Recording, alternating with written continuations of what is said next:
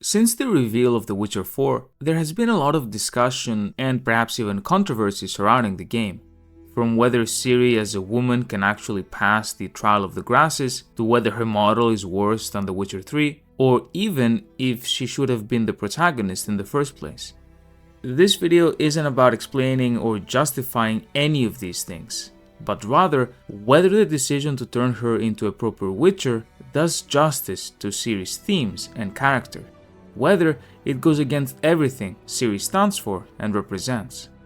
Before we can get into it, in case you were interested in my opinion, yes, Ciri could actually pass the trial of the grasses, but only through CDPR twisting the lore and using her elder blood as an excuse. After all, the lore of the games and the books is very, very different. Also, yes, her model is quote-unquote worse to some people, in the sense that the CGI trailers always look different than in-game. Her physique is more masculine and face is fuller due to the mutations.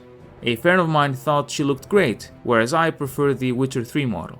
And lastly, for anyone who has read the books, Ciri has essentially been the main character since forever, and was clearly set up as Geralt's successor in The Witcher 3 because of it.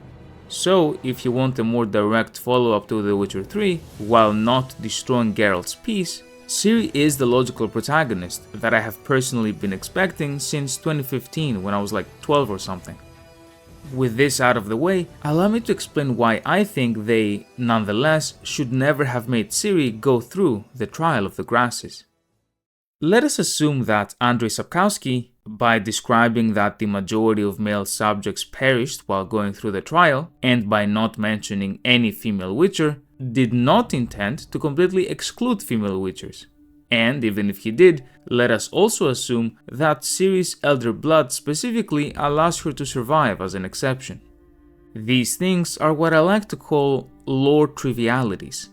In a fantasy setting, lore can be changed or manipulated very easily, especially when it comes to something as fantastical as Witchers and magical blood.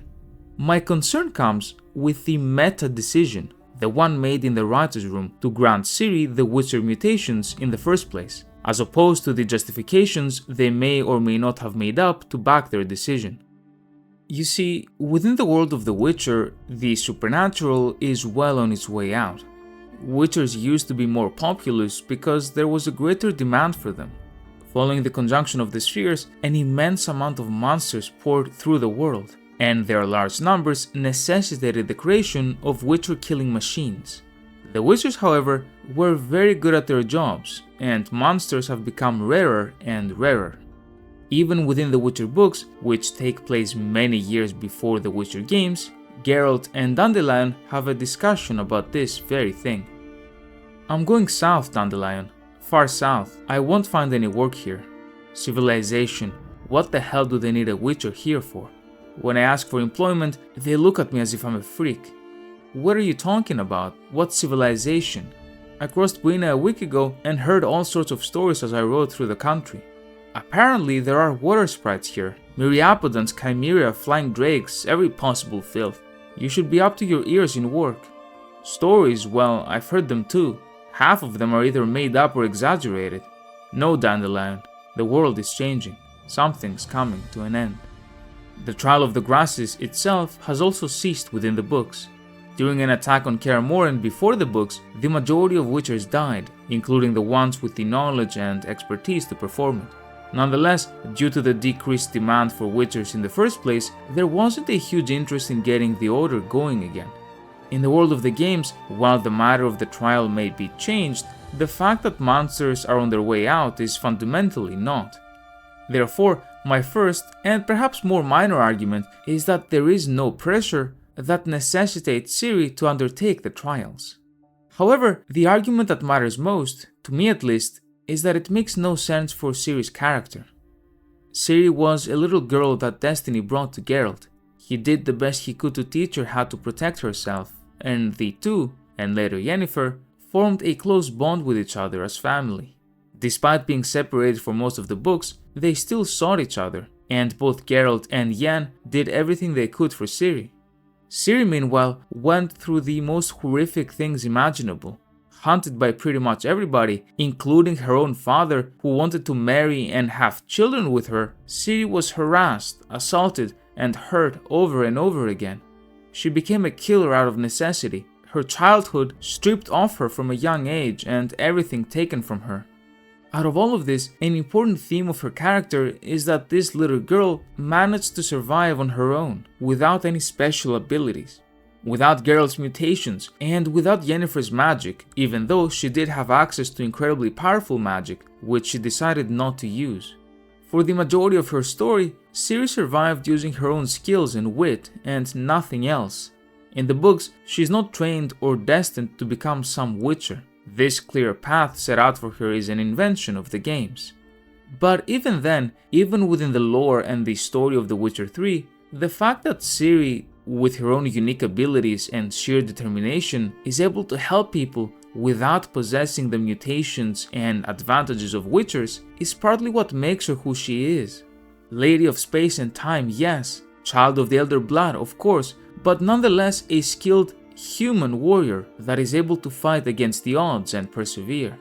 Or at least, this is how I've always viewed the character of Ciri after experiencing the books as well.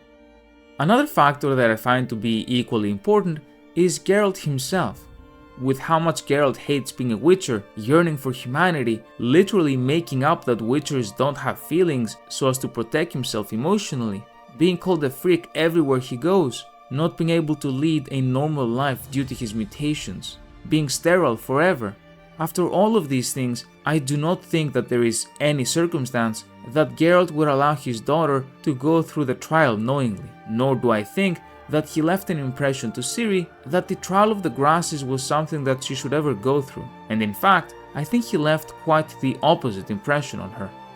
Lastly, and this is perhaps the tiniest thing, but having Ciri go through the mutations, you also render her infertile.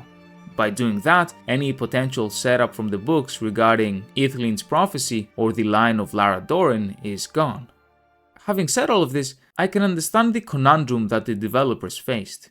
Ciri was meant to be their protagonist, but how can you have a Witcher game without proper Witcher abilities? Potions, signs, reflexes, etc.